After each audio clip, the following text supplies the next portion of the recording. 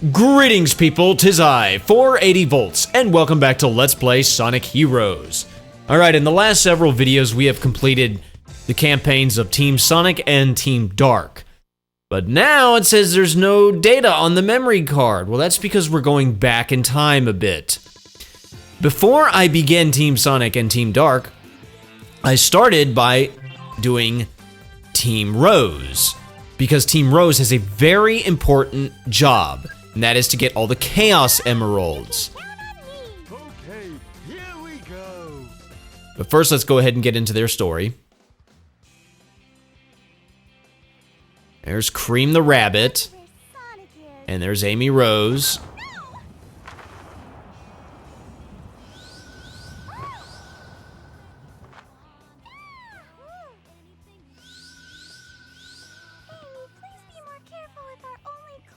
Sorry. Look who's talking, Cream the Rabbit. You be more careful with our only clue. And ugh, Big the Cat. Because we didn't get enough of him in Adventure 1. And he's lost his stupid frog again. Hey, you guys, cheer up. You know we'll find them. No time to waste just standing here. Come on, let's get That's all he ever has going for him. Okay. Well, so let's go ahead to Seaside Hill. Whoa, wait a minute. Team Stage 00 C Gate Practice Team Action? What is this? Well, yeah. Hello, I'm Omo Chow. You can practice different types of actions. Listen to me carefully, and you will learn a lot. Yeah, see, Hey, are you ready? Team Rose is considered the easy mode of this game. To this end, Sega decided that we needed a forced tutorial when doing Team Rose. Do you see the blue, yellow? Like, this would be the first team campaign most players would choose. In all fairness, if you, I think if you examine this team campaign on the team select stage screen, whatever, it'll say like, oh, this is easy mode, it's recommended for new players, and blah blah blah. But I think what most people are naturally going to do their first time playing is play as Team Sonic, because why wouldn't you? And then I think most people are gonna go and start with Team Sonic, then do Team Dark, then Team Rose, then Team Chaotix, in the order that they're presented. So what you end up having is people playing through Team Sonic and Team Dark, learning as they go, and then their third time playing through the game, they have to deal with a forced tutorial that you can't skip. And I would edit through this, but no, like, I had to deal with this, so do you, dadgummit. Now, I will say you can skip through a lot of Omo Chow's banter, so that shortens things a bit, but yeah, he just teaches you the basics. And yeah, for Team Rose, we have on speed duty is Amy Rose, Cream the Rabbit's on flight duty, and Big the Cat is on power duty. And I'm not gonna, yeah. But back to what I was saying, to unlock the final campaign, you have to play through the game as all four teams, which I'm working on that. Well, technically after this we'll be three-fourths of the way there, but technically I started this first, so this was the very first thing I did. But the second thing you have to do is you have to get all the Chaos Emeralds, and I wanted to make sure that I could do that before I got too invested in the game, so I just started with Team Rose, because it's more manageable when you do it as Team Rose. Getting the emeralds themselves is not necessarily easier, but it's a little less daunting when you do it as Team Rose, which I'll explain a little bit about that later. I do like how this music has that riff from Seaside Hill, so that's kind of cool. Here we go. Here we go. Okay. I'll do my best. Level up. And yeah, but I guess as far as story is concerned, Big has lost his Big has lost his frog again, and Cream is looking for somebody named Chocola. Well, if you notice, Cream the Rabbit debuted in Sonic Advance 2, This was the first 3D game that she was officially in. She makes a cameo in Adventure 1 that I pointed out when I Let's Played that game. But she always is accompanied by her little chow buddy, Cheese. Because cream cheese, you get it. And Chocola, I think, was only ever in this game. It's Cheese's brother, who's apparently gone missing. So we're looking for Chocola Chow. And then Amy, she just wants to stalk Sonic like she always does. So the three of them have come together and agreed to do this together. Because teamwork, yeah.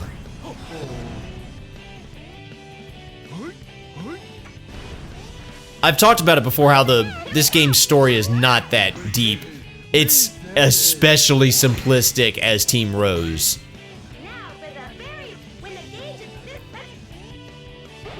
And we're gonna see their Team Blast. Now, the thing about Team Rose's Team Blast, it levels each of the characters up by 1. It also gives you a shield, and it gives you invincibility. So, highly abusive. Alright, anyway, we got through the stupid Force tutorial. That's the last time we'll ever have to do that again, unless I, for some reason, decide to play as Team Rose again, which, no. Not happening. Let's actually begin our first stage.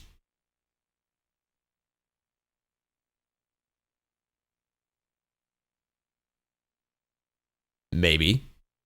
There we go, Seaside Hill. Get to the other side of the sea. Yeah, there you go. So, here's the thing. The stages, the special stages in which we can collect the emeralds are exactly the same in all team campaigns. There's no easy or hard difficulty there. But the main stages themselves, like what we're doing now, these are considerably shorter as Team Rose.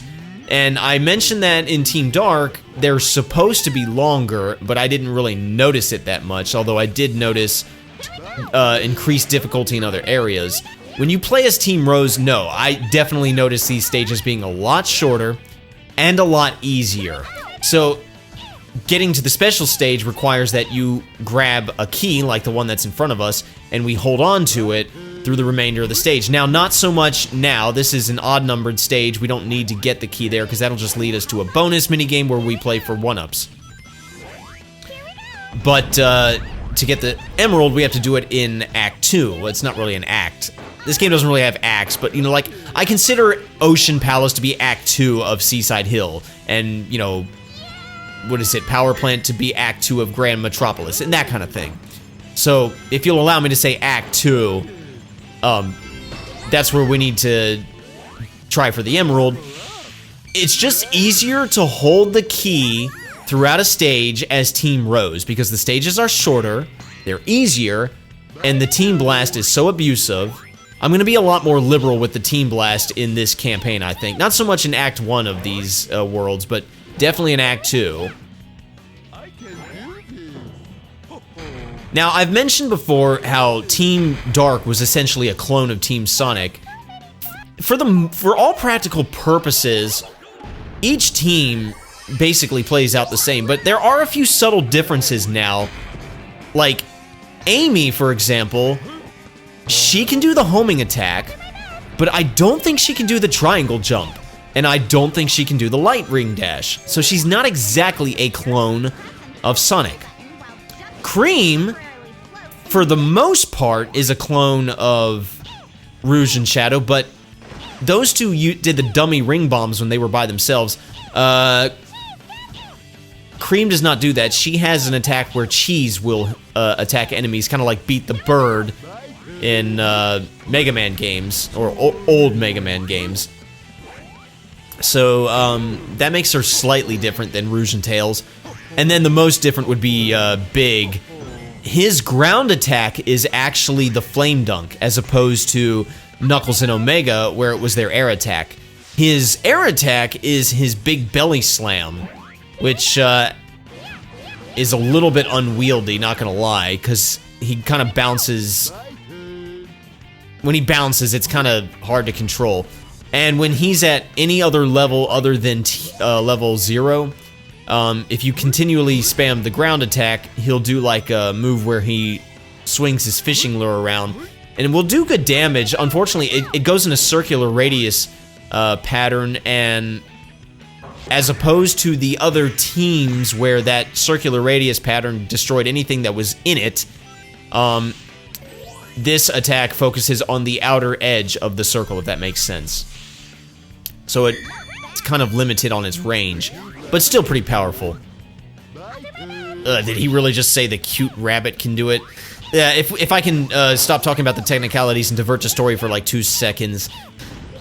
Amy Rose is often depicted as being 12 years old. Cream the Rabbit is like 6. Cream is like one of, I think, the youngest character in the entire franchise. The fact that either one of them, let alone both of them, is hanging out with Big the Cat just makes him seem very creepy. So, yeah. Beyond that, Big the Cat is just such a weird, out-of-place character in the Sonic universe. Cream the Rabbit, I can kind of forgive. You team her up with Amy, and she fits like a glove, but Big just does not belong here.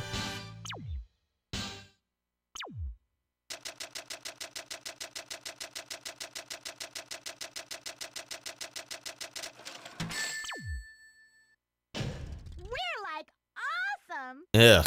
Yeah, well, we got an A rank, all right. And then, let me think. I guess I can talk about voice acting. Cream's voice, I've meant to check who actually provided her voice for this game. I forgot to check that. But I hate her voice. And, like, Cream the Rabbit has the potential to be one of the most adorable characters in the franchise, but her voice just ruins it for me. And, you know, her gimmick, and this was back in Sonic Advance 2, her gimmick is that she's, like, super polite. So, like, in this game, she's constantly saying, please. That would be so adorable if it wasn't for her voice. And Cream the Rabbit's had about 3 different voice actresses throughout, you know, throughout her existence. And they've all sounded exactly the same. They all take that vocal direction. It's just like, they talk in a perpetual falsetto. They just sound really annoying, and it's like, can you not come up with a better voice than that? Oh yeah, Big's version of the triangle dive, or Team Rose, I should say, their version of the triangle dive is Big the Cat using an umbrella to catch currents. So yeah, it's just the skin difference. I mean, functionality, it works exactly the same, but yeah. I will say this for Big the Cat, his ground moves, he doesn't slide all over the place like Knuckles and Omega did. So that's nice. It's kind of interesting how Amy was given speed duty in this game. I mean, it makes sense because, I mean, even in Advance 2, Cream could fly with her ears. And then Big is just, well, he's big, so of course he should get power. So by process of elimination, Amy would get speed. But it's just kind of interesting because, like in Sonic Advance, for example, she's one of the slowest characters. And she's kind of slow in Adventure 1, if memory serves. Not as slow as Big the Cat, though. Alright. That upward route was just not meant for me. I think I spotted the key there, so I was trying, yeah. You have, like, 3 or 4 chances to get the key in these stages, but I didn't want to, like, mess it up. And what's annoying about the key is that if you get hit, you lose rings, but you also lose the key, and you can't get the key back. You have to come across it again in hopes that you can get it a second time. So I highly encourage abusing your Team Blast, because at the end of your Team Blast, you get a shield. You really should be doing that. The fact that Pass 480 is not doing that makes me nervous. But like I said, these stages aren't that long. Oh yeah, here we go. Just go ahead and use it. Get yourself a shield, and temporary invincibility, and level everybody else up by 1. And if you're wondering why the invincibility music's not playing at this particular moment, it's because my GameCube glitched, and I had to take the disc out and put it back in and do all that stuff, and then it continued, but the music had reset. Ugh. Yeah, sorry. My GameCube. I made it through this game, but my GameCube was struggling. Right now, I'm trying to figure out where to go. Remember, this is technically past 480's first time playing through... Well, not first time ever, but for this LP, the first time playing through these stages. For this LP. Like, last time I played Sonic Heroes before this LP was years ago, and it was on an emulator. And I'm gonna be perfectly honest with you, Emerald hunting almost killed this game for me. Almost killed this LP for me. I almost didn't do this LP because of the emerald hunting. Because I'll tell you right now, the special stages are garbage, and I hope that Sonic Team never ever tries them again. I think they brought them back in the 3DS version of Generations, which I have not played. But if the emerald hunting is anything like it is in this game, I don't want any part of it.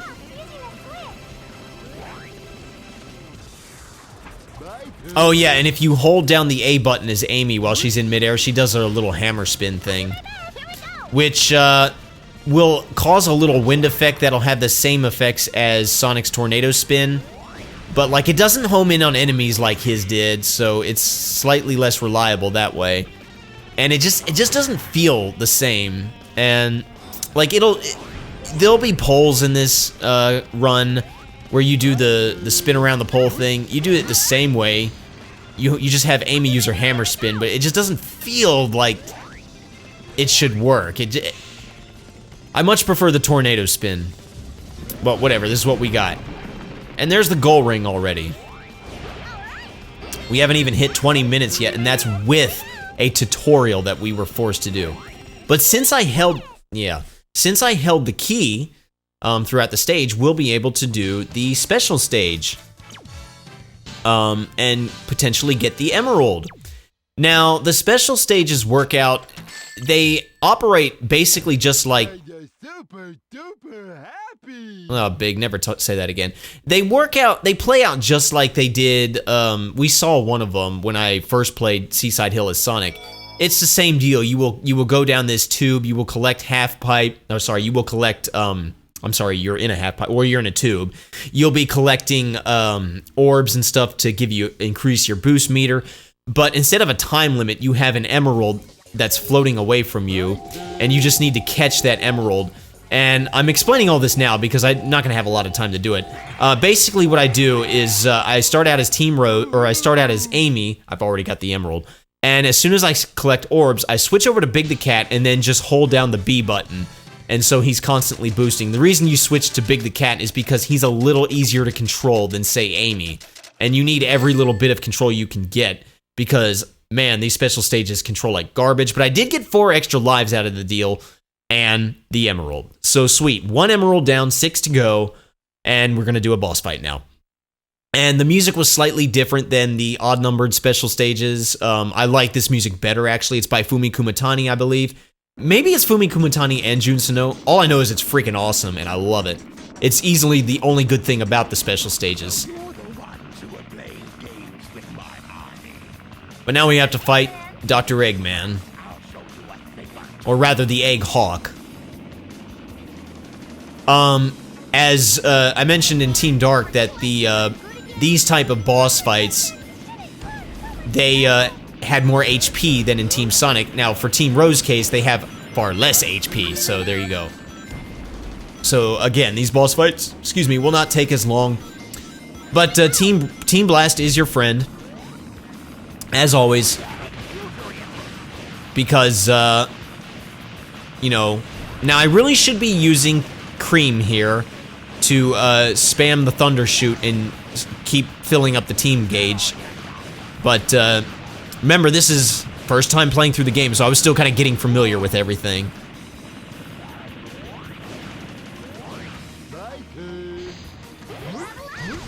Nathan! Oh my gosh, his voice. Again, no disrespect to the voice actor, John St. John, that's the voice of Omega. Look, he doesn't even like the voice he uses for Big. He hates that voice too. And I found out from watching some interviews, it was a complete accident. It was not a voice that he would have chosen for Big the Cat.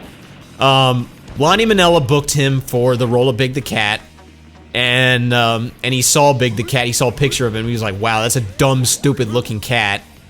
And Lonnie was like, "Well, that's kind of a voice we want for him." And he was like, "Okay, I can come up with something." But he said they had the Japanese voice directors like listening in on what they were doing, and John was just sort of like warming up, stretching his vocal cords, and so he was doing things like, "Oh, where's my froggy?" Not even realizing that the microphone was on, and all the Japanese voice directors, they all started talking to each other, and then they talked to Lonnie, and Lonnie said, "Okay, they like that voice." And John was like, "What voice?" "Yeah, the one you just did." He was like, "No, that wasn't meant to be a voice.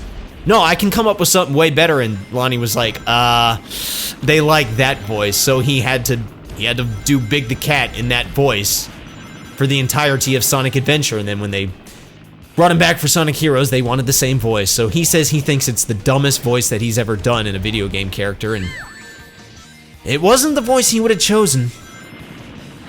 And that's sad, because I really think he could have pulled something truly magical out.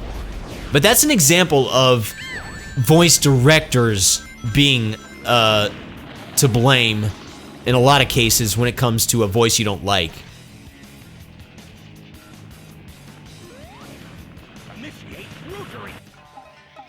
Yeah, use your Team Blast. Yep, both rotors are gone, and we're leveling up, and we are actually about done.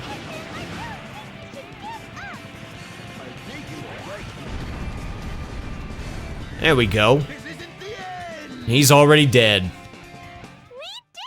Alright, well, we beat our first couple stages, got our first emerald, and we beat our first boss. Off to a good start. And like I said, all the Force tutorial stuff's done, so we don't have to worry about that. We sure did. Alright, well, thank you guys so much for watching. In the next video, we'll do Grand Metropolis and power plants. So, thank you. My name's 480 Volts. You guys have a fantastic rest of your day, and I will see you next time. Pieces!